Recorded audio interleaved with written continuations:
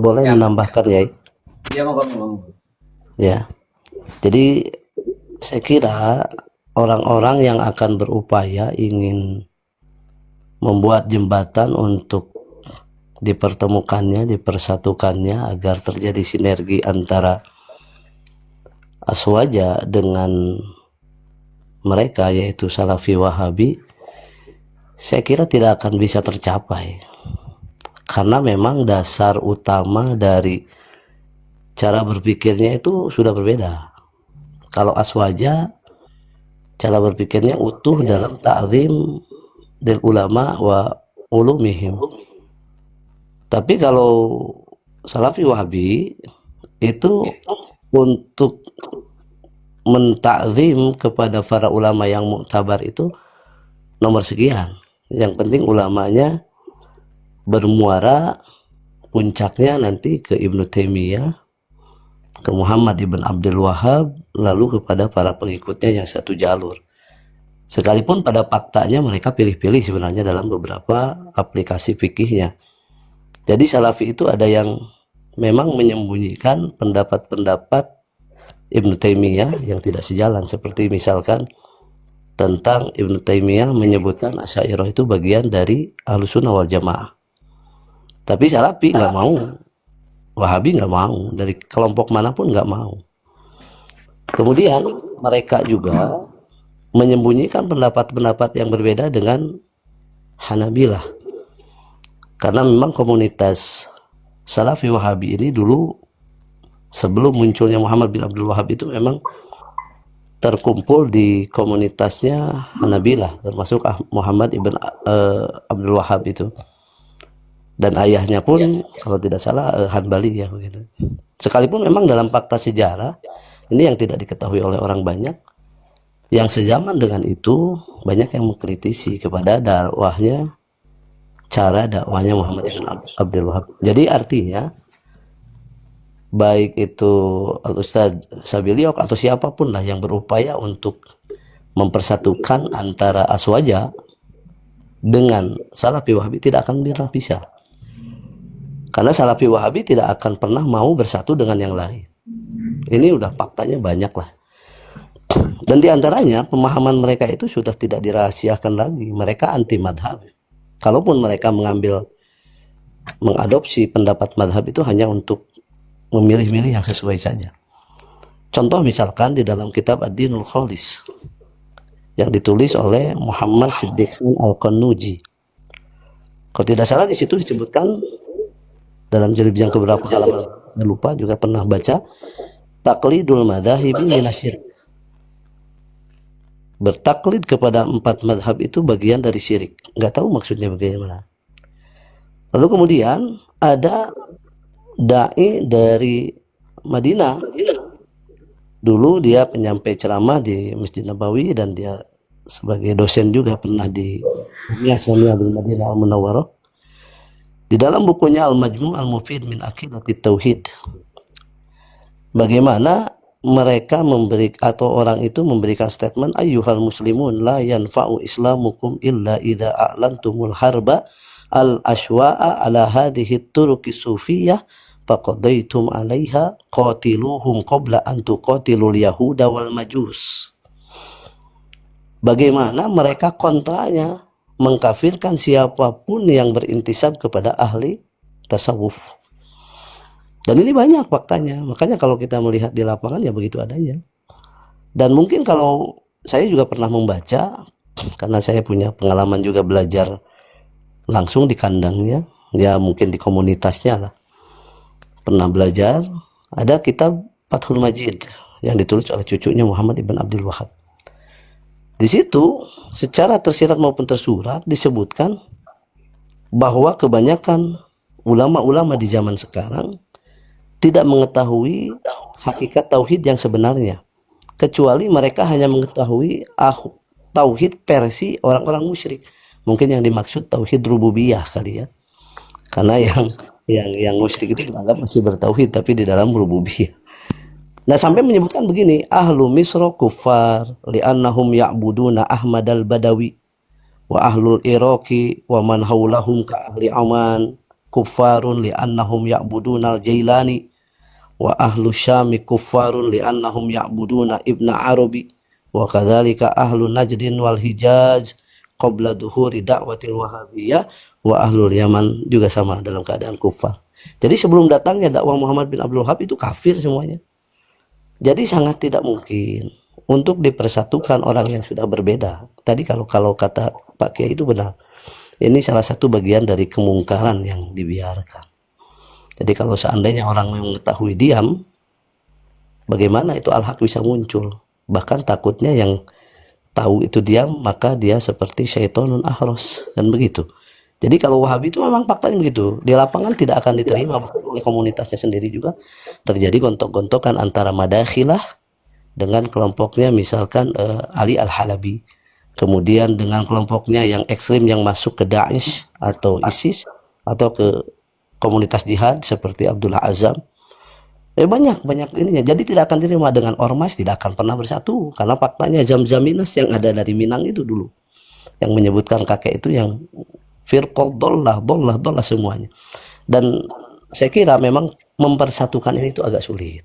Jadi kalau bisa memang siapapun lah, termasuk Ustadz Sabilio, kalau bisa jangan ada upaya berlebihan sampai ingin mempersatukan sekalipun ada sedikit kesamaan atau gimana. Kalau saya lebih setuju ya sampaikan secara fakta sejarah historisnya begini Muhammad bin Abdul Wahab, cara berpikirnya begini, sehingga muncul resistensi dari berbagai macam kalangan kaum muslimin. Itu saja Kiai mungkin. Jadi kalau saya secara pribadi, saya sangat pesimis ketika ada orang yang ingin mempersatukan antara Wahabi dengan kaum muslimin yang bermanhaj. Betul.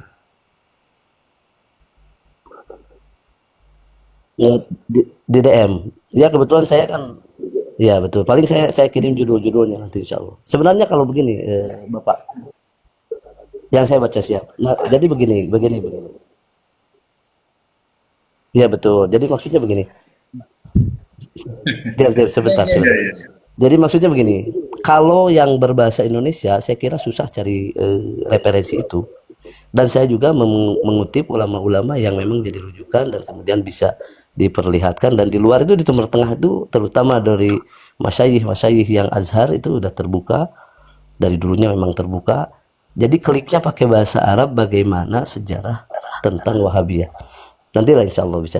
Kalau kitabnya saya kira susah untuk dipasarkan, apalagi di Saudi kayaknya nggak ada kitabnya, ditutup itu. Kalau di tempat-tempat lain seperti di Mesir, wallahu taala alam.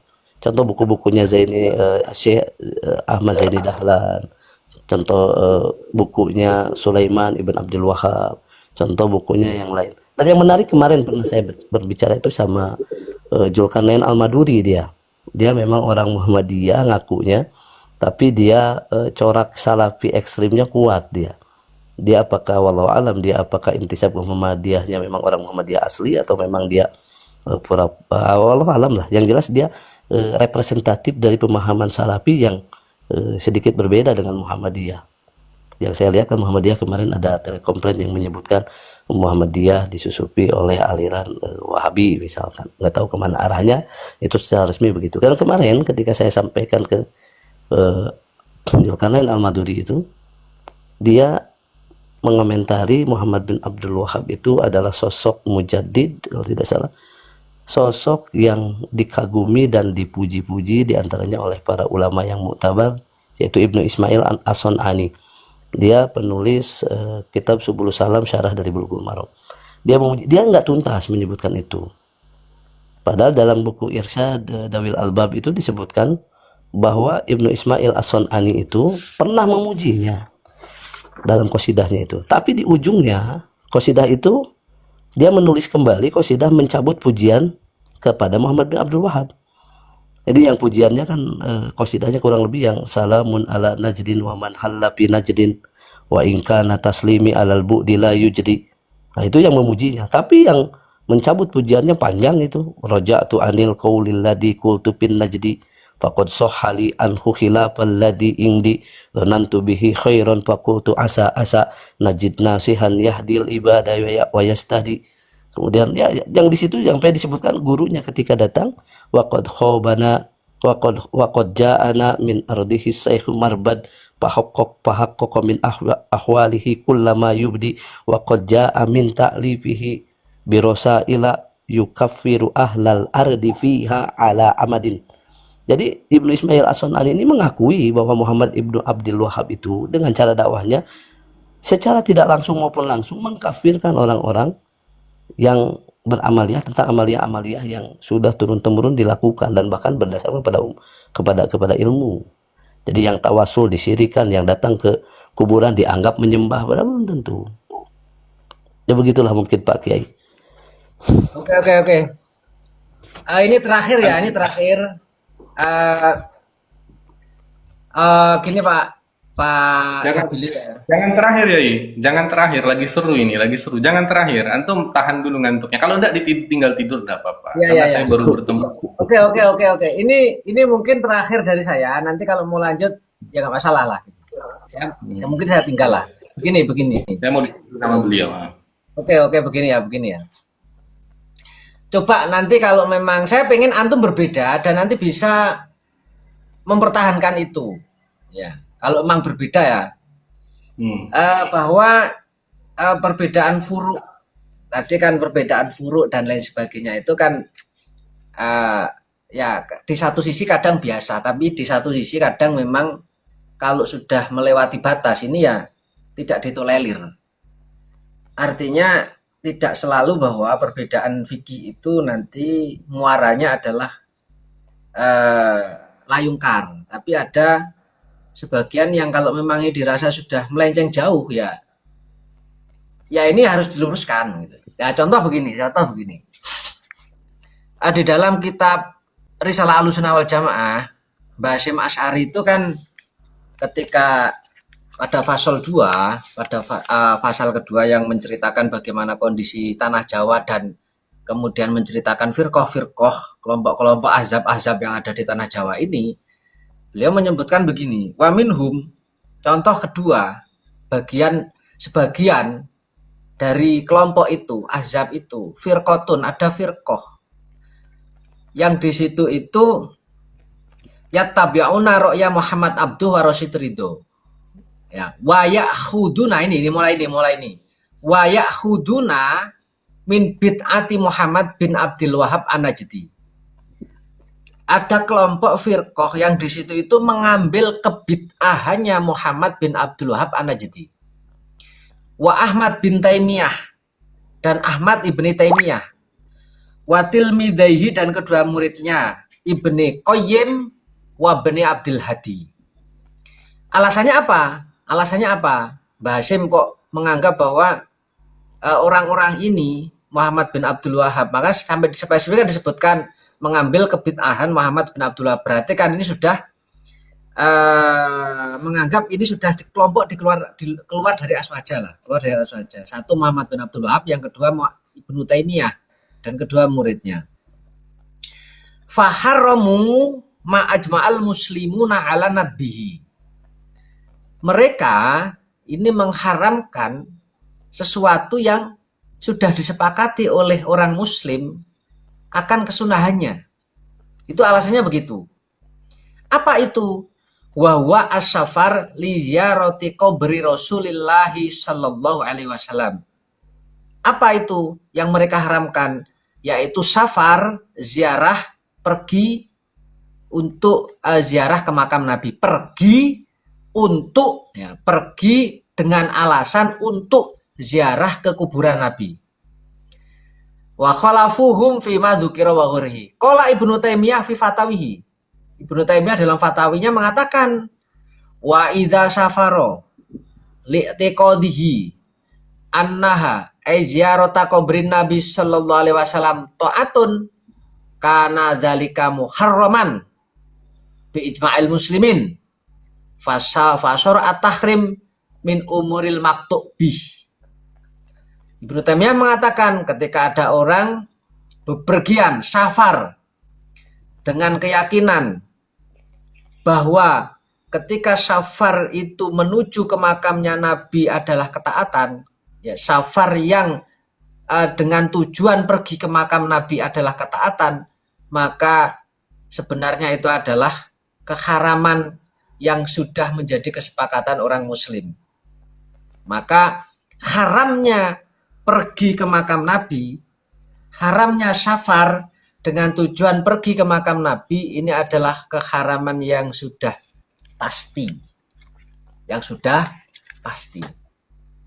Nah, saya kadang nggak ketemu, ini konsep penggalian hukumnya gimana? Wahabi ini konsep penggalian hukumnya kok bisa ketemu itu, bisa mengatakan safar ke makam Nabi itu adalah kemaksiatan. Padahal ziarah kubur ini kan diperintahkan. Ya. Ziarah kubur ini kan diperintahkan. Nah, kok bisa ada konsep ketika kita, semisal saya malam ini saya pergi saya hubungi travel, Pak, saya besok mau ke Arab. Misal begitu. Apa tujuannya? Saya mau ziarah ke makam Nabi. Nah, kayak begitu maksiat. Kok saya besok jalan tenang ke sana? Saya nggak umroh, nggak apa ya. Tujuan saya memang khusus saya pergi ke makam Nabi. Nah, kayak begitu katanya Ibnu Taimiyah haram. Juga katanya Muhammad bin Abdullah haram.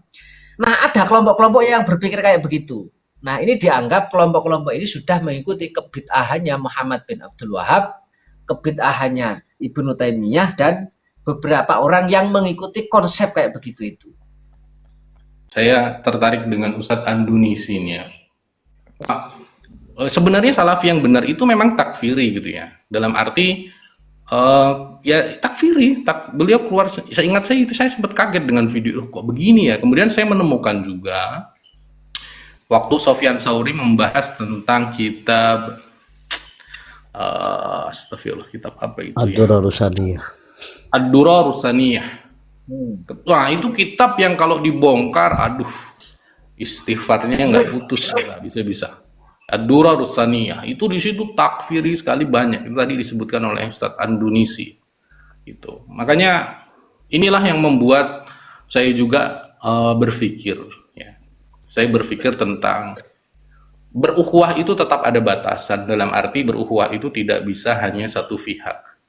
Namanya berukhuwah itu pihak yang berselisih itu harus sama-sama bersaudara. Ketika bertemu dengan hal-hal yang tidak disepakati, ya sudah, tidak usah menyerang yang menimbulkan permusuhan. Kembali saja kamar masjid. Itu kan minimal tingkatan ukhuwah kalau saya lihat dalam perspektif bagaimana kita bermasyarakat, gitu kan. Nah, sementara kalau kawan-kawan Aswaja ini saya mau diajak diskusi, mau mengeluarkan hujahnya, sampai Ustadz Abdul Somad itu menuliskan buku tersendiri menjawab amalia-amalia kebiasaan masyarakat Aswaja di Indonesia, gitu kan. Itu dalam rangka apa? Kalau saya amati, beliau itu sebenarnya awal-awal terkenal itu berusaha untuk wasatiyah, dalam arti tidak pernah menyerang Salafi Wahabi gitu ya. Beliau itu dari awal tidak. Tetapi beberapa tahun terakhir ya, beliau mulai memproduksi tema-tema Wahabi, bahkan membongkar kitab Fitnatul Wahabiyah. Beliau sampaikan itu di YouTube yang cukup panjang tentang Fitnatul Wahabiyah. Saya di situ juga berpikir, kenapa Ustadz Abdul Somad segininya ya? Padahal beliau itu di awal-awal itu saya menangkapnya toleran, kalau mengambil pendapat dari ulama Saudi, ambil juga di Azhar, begitu kan nasihat beliau sebagai pola komparasi. Tetapi beliau sudah melakukan pengakuan beliau.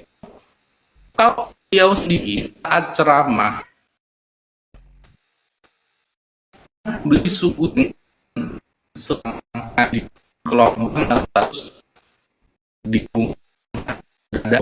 wah, itu saya di situ, oh ini mungkin hal-hal yang seperti ini yang membuat beliau marah begitu ya. Dan mungkin bukan hanya sekali dua kali, memang nggak bisa, kurang bisa diajak bersaudara. Tetapi kalau masuk juga ke Ustadz Andunisi tadi, kalau kita berusaha untuk objektif ya, mereka ini kan variannya banyak ya. Mungkin objektif saya salah juga mungkin ya. Saya sedang merenung juga. Gini. Jangan-jangan Coba gini. Berarti ini sudah ya. Saya mau tinggal dulu. Ini berarti temanya jenengan sama Ustadz Andunisi ini ya. Andunisi, betul. Karena saya baru ketemu beliau ya. Mungkin nggak ketang setengah jam. Saya pengen ngobrol. Siapa tahu kita bisa tukar pikiran dan sebagainya. Karena kan sesuatu harus diletakkan pada tempatnya dan pada ukurannya. kan prinsip adil begitu. Jadi Ustadz Anduni sih tadi kan antum bilang bahwa antum itu orang yang pernah belajar di tetangga sebelah begitu. Iya betul. Kemudian akhirnya bagaimana perjalanan antum belajar di sana, kemudian bagaimana perjalanan keilmuan antum, dan apa yang membuat antum hakul yakin bahwa memang persaudaraan di antara teman-teman yang berselisih jika berbicara dengan kelompok itu tidak bisa dibangun. Sementara kalau saya itu kan masih ada pada posisi keyakinan wa antasimu bihablillahi jami'a wa la tafarraqu, gitu kan. Dan saya berusaha melihat mereka ini variannya banyak begitu, Ustaz. Nah, mungkin ini tentang keyakinan ana dan antum yang berbeda sehingga menimbulkan sikap yang berbeda juga. Tetapi kita tukar pikiran saja, Ustaz. Kita tukar pikiran, ya. Apa saja pengalaman antum di sana sampai antum punya derajat hakul yakin bahwasanya mereka itu ndak bisa diajak baik-baik. Sudah menangkapnya antum dengan tegas, sudah serang saja mereka, gitu. Bukan serang, tapi ingatkan mereka bahwa mereka itu punya karakter yang mutatorif terhadap sesama muslim. Bahkan kalau lebih kasarnya, ada orang yang menyebutkan bahwa itu karakter khawarij.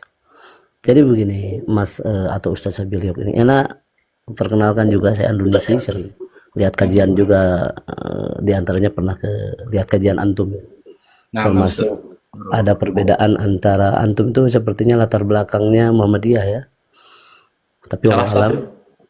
Ya, soalnya ada sedikit perbedaan dengan Mbah Zulkarnain El Maduri. Ada perbedaan itu.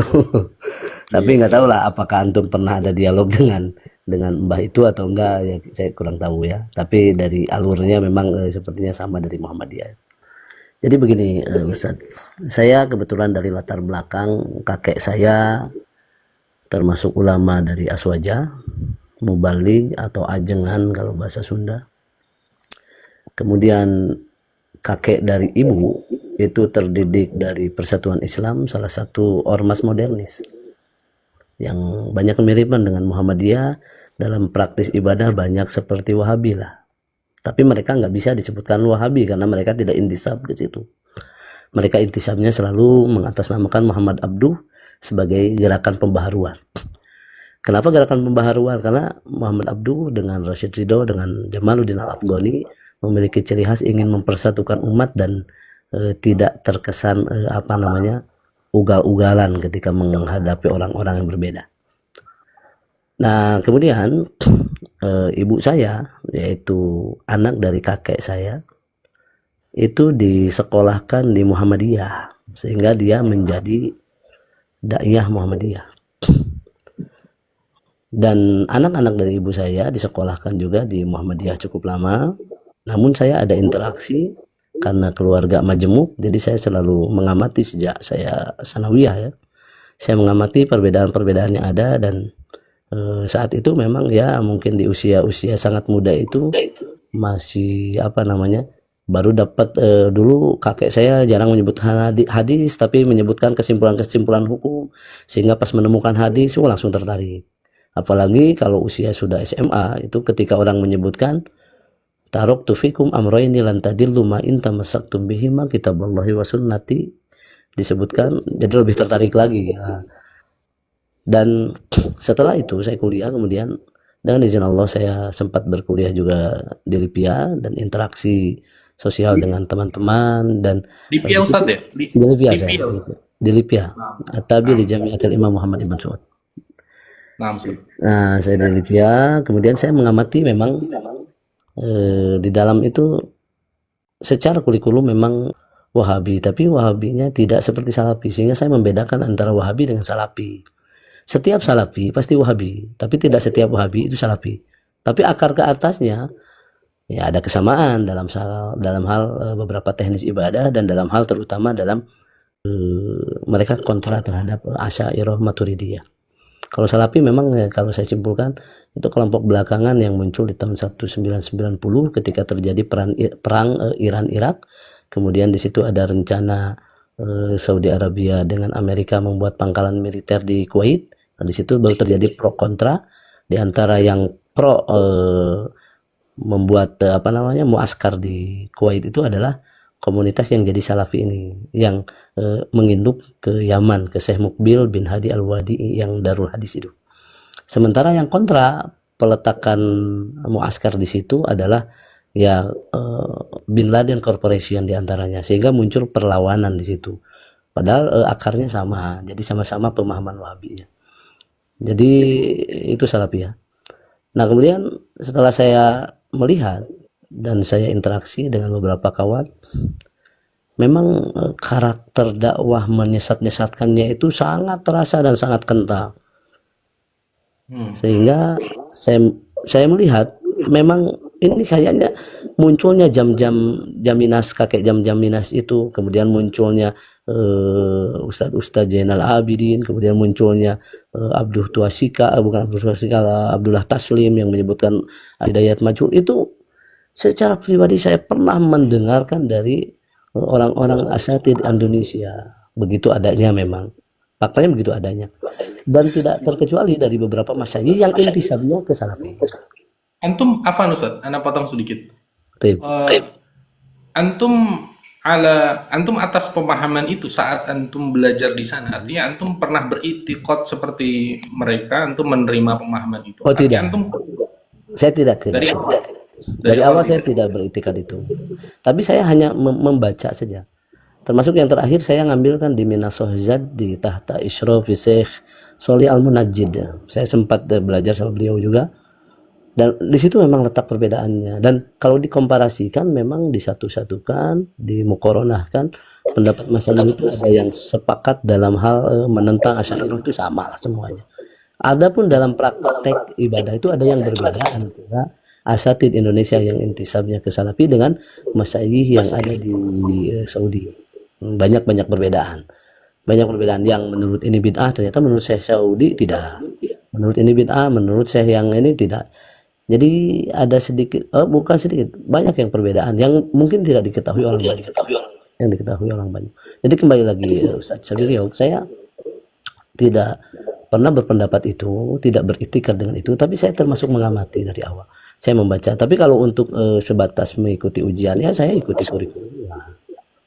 Adapun saya mendakwakan, saya tidak seperti itu, karena saya tetap dalam hati saya masih punya darah dari kakek saya yang seorang kiai. Saya tidak mau merusak citra kakek saya.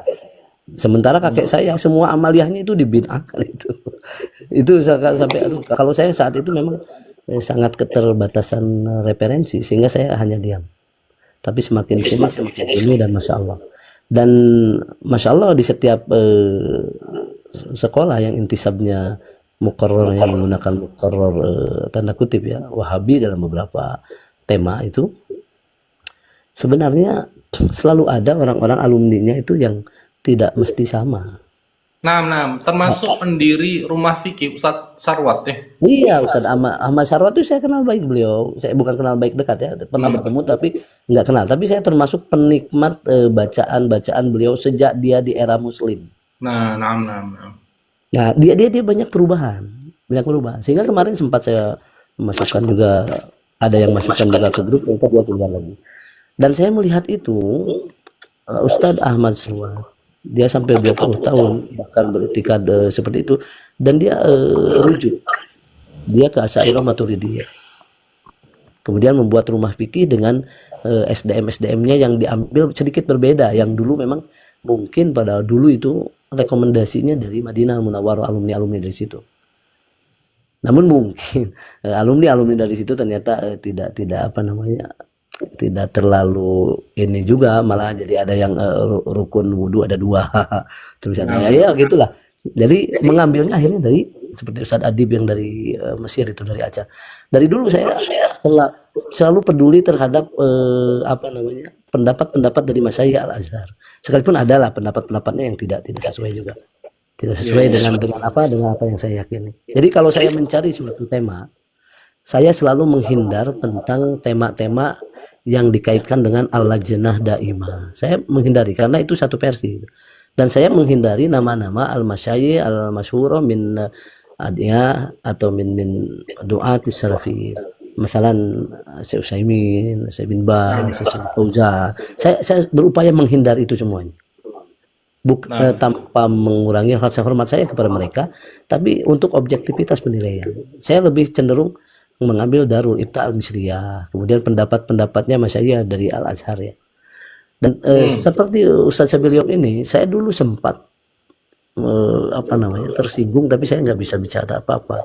Ketika saya pernah membaca semacam risalah ya, atau makalah atau apalah, ada buku yang dijudulinnya itu penulisnya Syekh Mukbil bin Hadi Al-Wadi, Iskatul Kalbil Awi Yusuf Al-Qardawi, mungkin pernah mendengar. Itu kalau saya terjemahkan saat itu saya sampai sakit hati saya. Waduh, kok sampai begini. Jadi mereka itu betul-betul mendolarkan Ikhwanul Muslimin. Padahal Ikhwanul Muslimin itu memang pergerakan perjuangan Palestina, dan pemahamannya memang Asy'ariyah. Nah itu yang berbeda. Kemudian saya lihat juga muridnya Syekh Utsaimin, dulunya keras, ketika ke Indonesia dia jadi terbuka, seperti siapa Abdullah Al-Hadrami itu yang dari Jawa Timur itu. Ustaz, Ana ngisi kuota bentar ya, tapi Ana masih bisa dengar suara antum. Mudah-mudahan tidak keluar karena kuotanya tinggal dikit. Ana ngisi kuota, tapi Ana masih bisa dengar suara antum. Tafadhol Ustaz, istamir. Jadi untuk teman-teman juga sama lah. Kita berdakwah untuk ilmu. Alhamdulillah dengan izin Allah, tahun ini tahun banyak rekomendasi ilmu, banyak referensi ilmu yang mudah didapatkan. Dengan keterbukaan ini, memang ulama-ulama yang dulu disesat-sesatkan, saatnya sekarang untuk dibela bisa-bisa. Pertahankan ilmu yang telah mereka sebarkan, dan mudah-mudahan dengan cara itu mereka, orang-orang yang merendahkan para ulama, membid'ahkan, mentakfirkan para ulama dengan orang-orang yang mengikutinya, semoga mereka bisa kembali lah, sebagaimana orang-orang lain juga sudah kembali.